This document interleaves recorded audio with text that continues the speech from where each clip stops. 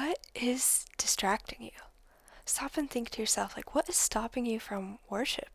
What prevents you from praying on time? What thoughts come into your head while you're trying to make salah? What prevents you in your life from remembering Allah? Is it your job? Is it your friends, your phone? Whatever is distracting you from your deen is your test. This is your test right now. And this is what we need to beat, to disconnect from the dunya and remember our Creator. Your phone, your family, like everything is the test, and how you respond is written in your book of deeds. Your environment is your test. Everything is either taking you closer to Allah or taking you away from Him. Faith does not usually stay stagnant, it goes up and down. And inshallah, we never act in a way that would portray that the creation is more important than the creator. I know it's really difficult, it's easier said than done, but that's why it's a test, everything. And so, inshallah, we should just try to do our best to pass this test and get to heaven of the highest level, inshallah. Think to yourself, what needs to happen for you to start passing your test, to beat those distractions of the dunya? What do you need to do? Maybe it's a conversation that needs to happen with someone. Maybe it's some changes in your days, some changes in your environment, or maybe it's a matter of self-discipline. Or maybe it's all of the above. Ramadan, it tests us and it teaches us that this discipline and these changes in our life is possible. This choice of deen, when dunya is present, is possible. So how can we solidify this mindset and remember what is important? Well, let's take a look at the Quran. In chapter 57, verse 20, Allah says, "Know that this life and this world is only play, amusement, adornment, boasting amongst yourselves, and competition in wealth and children." We should have certainty and know that it is a fact, a truth from Allah, that this world is only play, amusement, and distraction. These things in life, they do not matter in themselves. What matters is how we respond. What matters is how we handle these things to either get closer to heaven or hell. Heaven, inshallah, may Allah protect us. Allah also warns us, "O you who believe, do not let your wealth or children distract you from the remembrance of Allah." Chapter 63, verse 9. The key word here is distract, take away from our real focus, which should be the hereafter. The problem begins when the dunya becomes the main focus of our life. Because we were not created for this life, we were not created for work, we were not created for play or fun, we were created for worship. And distract is like taking away from what's important.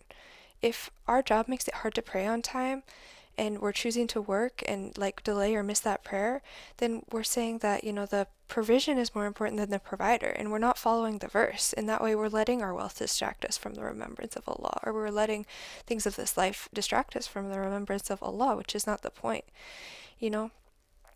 May we not, negotiate the remembrance of Allah in our life, and may we, protect our remembrance and act on the verse, and may Allah forgive us when we don't.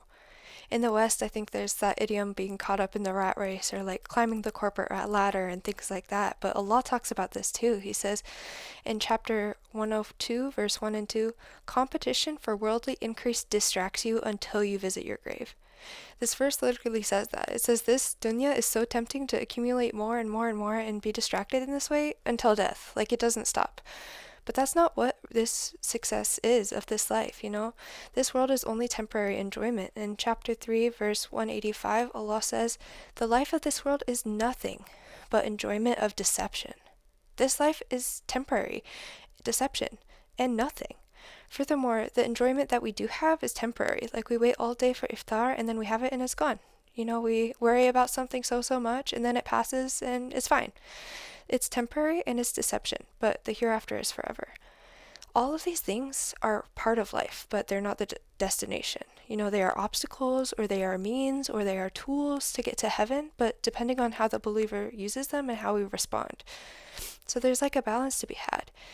In this way, it kind of sounds like Deen versus Dunya, right?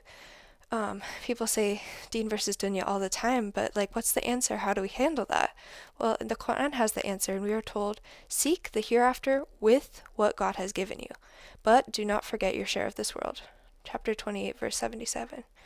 So with this, we still do need to participate in this world. We do need to go to work, we do need to take care of our families, fulfill our obligations, but we are doing so as a means to achieve the hereafter with what Allah has given us. If we are working for the intention to provide for our family for the sake of Allah, then that in itself is worship. If we are resting to fulfill our body's right upon us, then that is worship. If we are spending time with others to, support them, help them, learn things, remember Allah, that is also worship. Everything we do can be worship.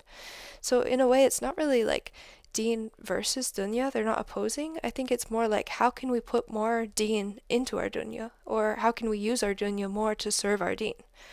In this way, like anything can be framed as worship with the right intentions. With this, I pray that we can all think and reevaluate what is distracting us in this life, what is taking us away from Allah, and like what is our test and if we're passing or not. What is taking us away from Allah and what can we do about it?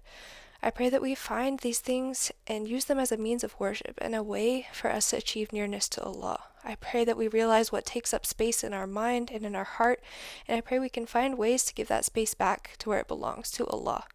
I pray that we can remain focused on the hereafter, even when it's hard, even when we're distracted by the amusement and distractions of this life. Inshallah, we become closer to Allah and better Muslims every day. As always, any guidance is from God, any mistakes are from me. Please like, subscribe, share. I love you all for the sake of Allah. Assalamu alaikum wa rahmatullahi wa barakatuh. Until next time.